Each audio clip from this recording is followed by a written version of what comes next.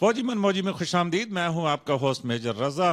آج کی قسط بالکل نہ مس کیجیے گا، وہ اس لیے کہ میں آپ کو انتہائی مزاحیہ فوجی قصے سنانے لگا ہوں.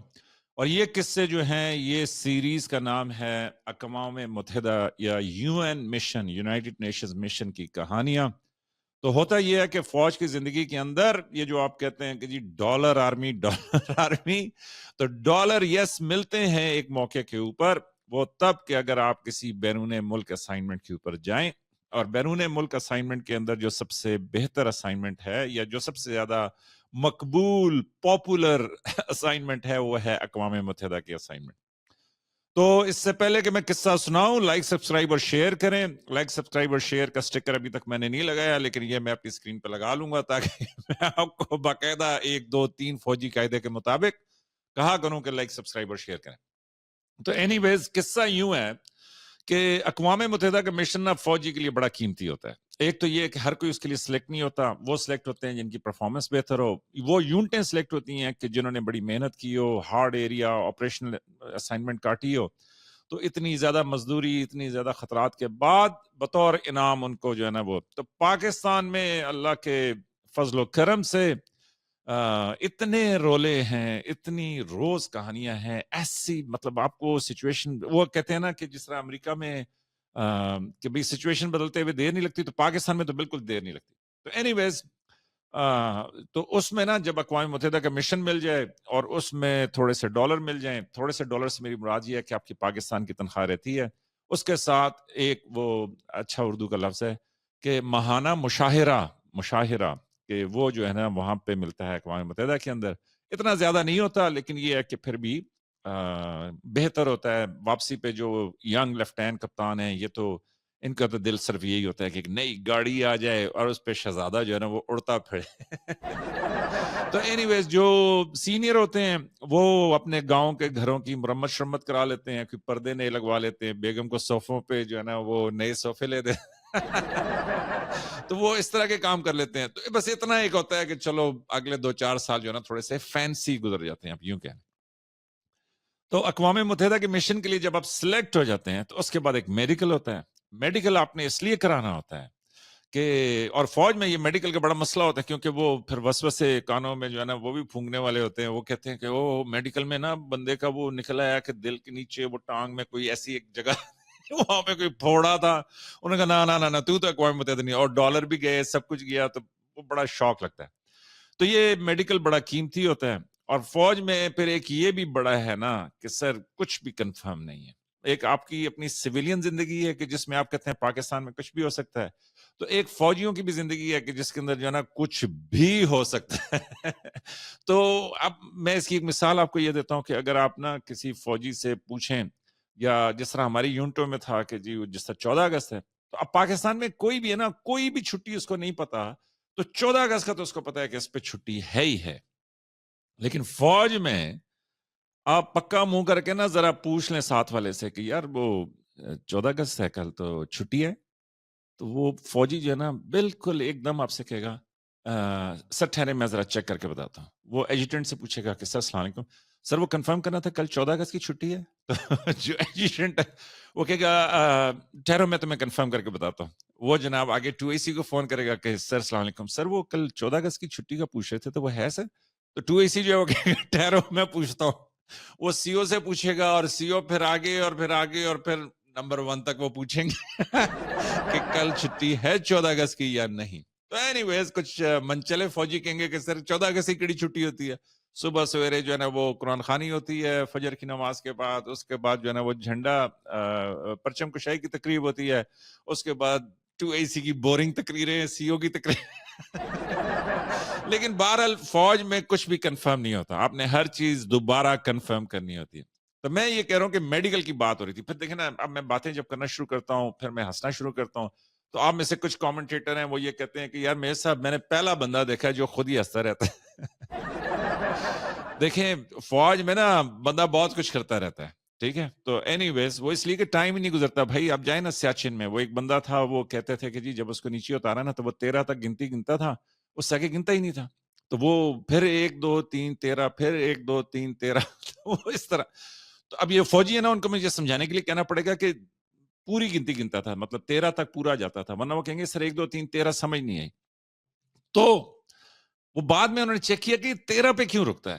تو جب وہ چیک کیا تو پتا چلا کہ جی اوپر جس کوٹھے پہ انہوں نے اس کو رکھا ہوا تھا وہاں پہ 13 بلیاں تھیں اس کے اندر, جو ہے نا, جو اس کا ایک چھت سی تھی, تو اس لیے وہ 13 تک جاتا تھا, پھر واپس 13 تک جاتا تھا, پھر واپس. تو اینی ویز میں یہ کہہ رہا ہوں کہ اس طرح کے مسائل ہو جاتے ہیں جب آپ اتنی مشکل ڈیوٹیاں دے رہے ہوں, اتنی ٹف جگہوں کے اوپر جا رہے ہیں. تو میڈیکل کی کہانی میں آپ کو سنانے لگا تھا اور 5.5 منٹ ہو گئے.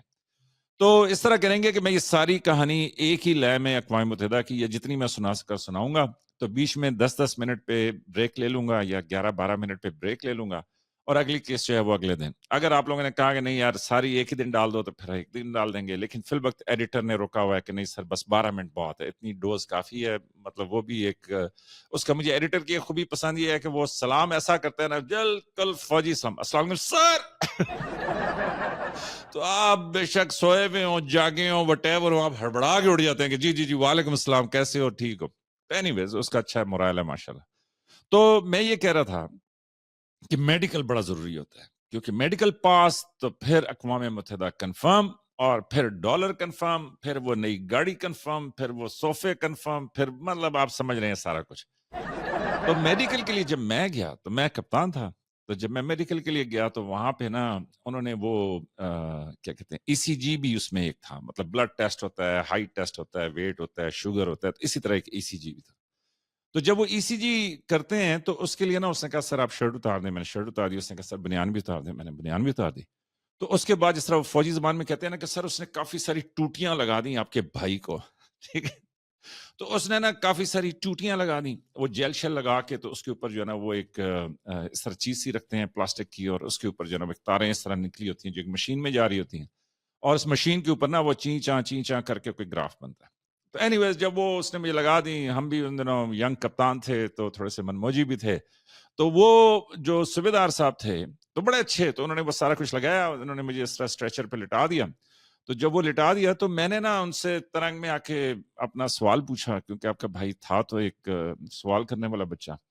تو میں نے کہا صاحب, انہوں نے کہا جی سر. میں نے کہا صاحب اگر ایک بندے کا دل ٹوٹا ہوا ہو, مطلب بالکل کرچی کرچی ہوا ہو, تو تباہ ہوا وہ دل اس کا, تو میں نے کہا اس کی ECG بھی ٹھیک ہے.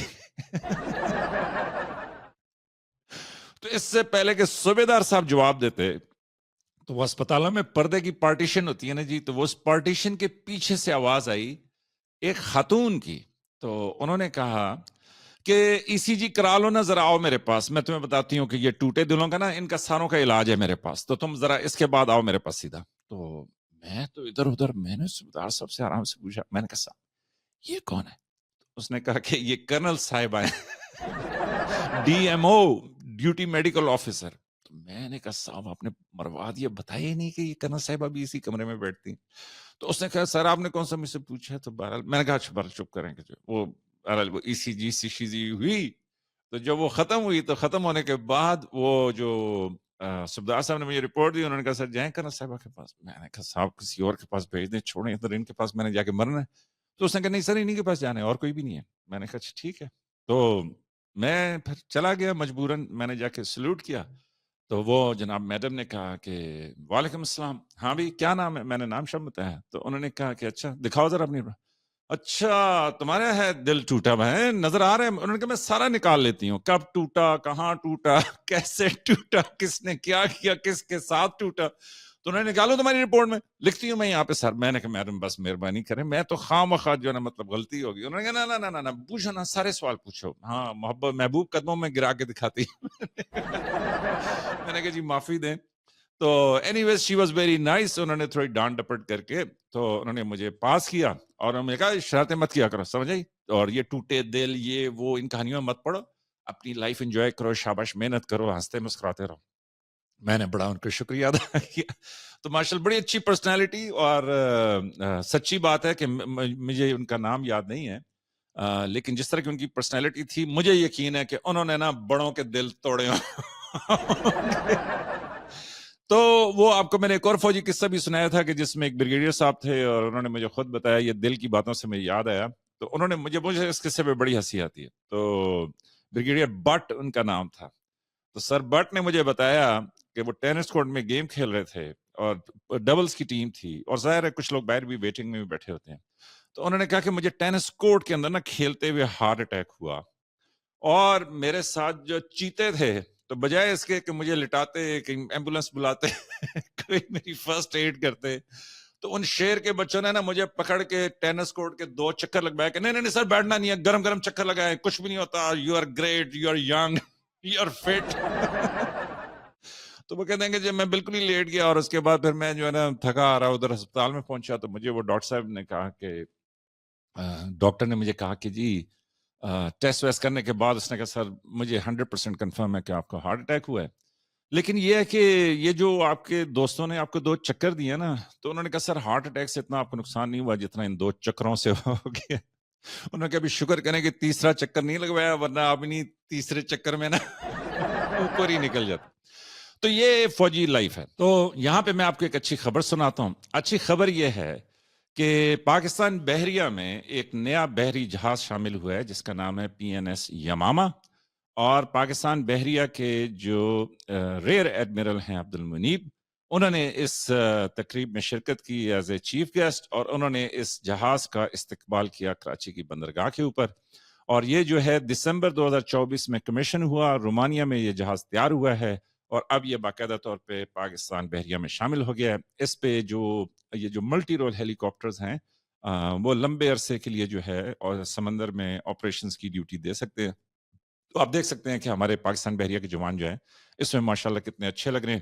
تو انجوائے کریں اس ویڈیو کو. اللہ کا شکر ہے کہ اس ملک میں ہمارے پاس ایسی باصلاحیت افواج ہیں کہ جو ہماری دفاع کر رہی ہیں، اس ملک کی حفاظت کر رہی ہیں، اور ظاہر ہے ہمارے امن و امان کی ضامن ہے. تو یہاں پہ لیں گے ایک بریک. اگین لائک، سبسکرائب اور شیئر کیجیے. آپ کی محبتوں کا بہت شکریہ. اور میں اس بریک کے بعد کل آپ کو سناتا ہوں ایک بڑا ہی زبردست UN مشن کا سفر کہ جس میں بڑے زبردست مزاحیہ قصے ہوئے. تو یہ جو ہے نا ہفتہ رہے گا اقوام متحدہ کے نام. Thank you.